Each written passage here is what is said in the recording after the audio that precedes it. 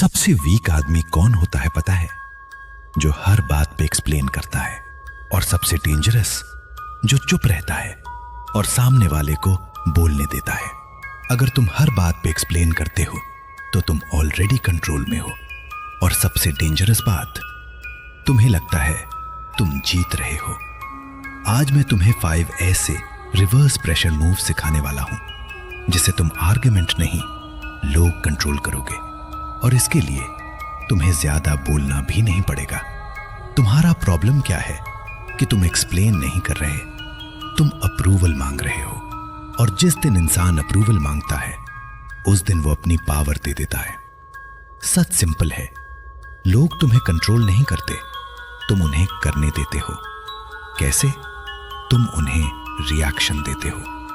Reaction बराबर permission. और जिसे परमिशन मिल गई, गेम उसका। तुम अभी भी वही गेम खेल रहे हो जहां जीतने का मतलब है better answer, better logic, better explanation है। पर सामने वाला वो सिर्फ एक चीज देख रहा है, तुम कितनी जल्दी रिएक्ट करते हो। जितना तुम रिएक्ट करते हो उतना तुम रीडेबल हो जाते हो। Readable to predictable, predictable to controllable. और कंट्रोल हमेशा उसके पास होता है जो वेट कर सकता है। पर एक प्रॉब्लम है, अगर तुम ये सब गलत जगह यूज करोगे लोग तुम्हें एरोगेंट समझेंगे। इसलिए ये गेम हर किसी के साथ नहीं खेलना, सिर्फ उनके साथ जो तुम्हें टेस्ट कर रहे हैं। क्योंकि रिवर्स प्रेशर का मतलब सिंपल है, तुम आंसर नहीं देते, तुम उन्हें आंसर देने पर मजबूर करते हो। तुम रिएक्ट नहीं करते, तुम उन्हें रिएक्ट करवाते हो। तुम चेज नहीं करते, तुम उन्हें इन्वेस्ट करवाते हो। अब समझते हैं वो 5 मूव। मूव 1, आंसर मत दो, एंगल बदलो। कोई बोलता है तू लाइफ में सीरियस नहीं है, तुम कहो तो इतना श्योर कैसे है, या सीरियस होने का मतलब क्या होता है। बस गेम शिफ्ट। अब वो ही वापस एक्सप्लेन करेगा।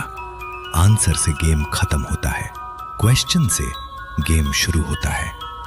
Move 2, short reply, long impact. लोग एक्सपेक्ट करते हैं इमोशन, एक्सप्लेनेशन, रिएक्शन। तुम दो अच्छा, नोटेड। एग्जाम्पल, बॉस बोले तुमने ये गलत किया, तुम कहो नोटेड। क्योंकि सबसे डेंजरस रिप्लाई वही होता है जिसमें इमोशन ही नहीं होता। Move 3, silence plus eye contact.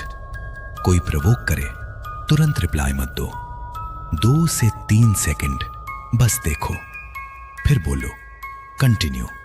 अब वो बोलेगा और ओवर बोलेगा। और इंसान जितना बोलता है उतना खुद को एक्सपोज करता है। Move 4, frame flip. कोई बोले तू ओवरथिंक करता है, तुम कहो तू ऑब्जर्व करता है या अज्यूम। Attack reverse. अटैक को डिफेंड मत करो, अटैक का डायरेक्शन बदलो। मूव 5, डिले बराबर कंट्रोल। ग्रुप चैट में मैसेज भेजा, सब ऑनलाइन, सब देख रहे हैं, पर रिप्लाई 0। तुम चेक करते हो, लास्ट सीन, टाइपिंग, फिर कुछ नहीं।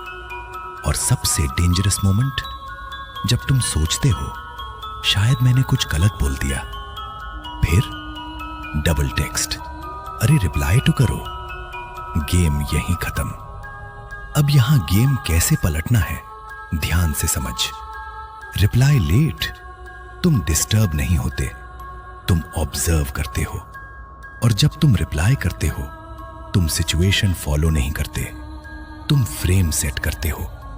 तुम बोलते हो लगता है सब बिजी हैं, ओके बाद में बात करते हैं, मुझे भी कुछ काम है। बस अब क्या हुआ, तुमने अटेंशन मांगा नहीं, तुमने प्रेशर डाला नहीं, तुमने एग्जिट लिया ऑन योर टर्म्स। अब सामने वाले के दिमाग में क्या चल रहा है इसको फर्क ही नहीं पड़ा। ये इतना नॉर्मल कैसे है, शायद हम ही इग्नोर कर रहे थे।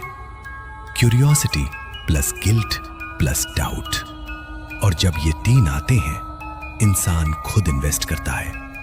ह्यूमन ब्रेन साइलेंस से अनकंफर्टेबल नहीं होता, अनसर्टेनिटी से होता है। और तुम क्या कर रहे हो? क्लियर आंसर नहीं, क्लियर रिएक्शन नहीं, क्लियर इंटेंशन नहीं, तुम सर्टेनिटी हटा रहे हो। तुम्हें पावरफुल बनने की जरूरत नहीं, तुम्हें बस ये डिसाइड करना है हर चीज पे रिएक्ट करोगे या डिसाइड करोगे किस पे रिएक्ट करना है। क्योंकि साइलेंस वीक नहीं होता, गलत लोगों के सामने बोलना वीक होता है। नेक्स्ट टाइम कोई तुम्हें प्रोवोक करे, याद रखना वो तुम्हें कंट्रोल नहीं कर रहा, वो बस ट्राई कर रहा है। कंट्रोल तब मिलता है जब तुम उससे दे देते हो। इस बार मत देना, गेम पलटना सीख लो। पर प्रॉब्लम यहां खत्म नहीं होती। अगर तुम ये सब यूज करोगे, लोग नोटिस करेंगे, और जिस दिन उन्हें समझ आ गया कि तुम गेम टर्न कर रहे हो, वो अपना गेम चेंज कर देंगे। और फिर गेम वर्ड्स या साइलेंस का नहीं रहेगा, गेम परसेप्शन का होगा, जहां गेम शुरू होने से पहले ही जीत उनकी डिसाइड हो जाएगी। अगर समझना है परसेप्शन क्या होता है, कैसे तुम इसका यूज करके गेम शुरू होने से पहले ही जीत अपनी साइड कर सकते हो, तो वेट फॉर नेक्स्ट पार्ट।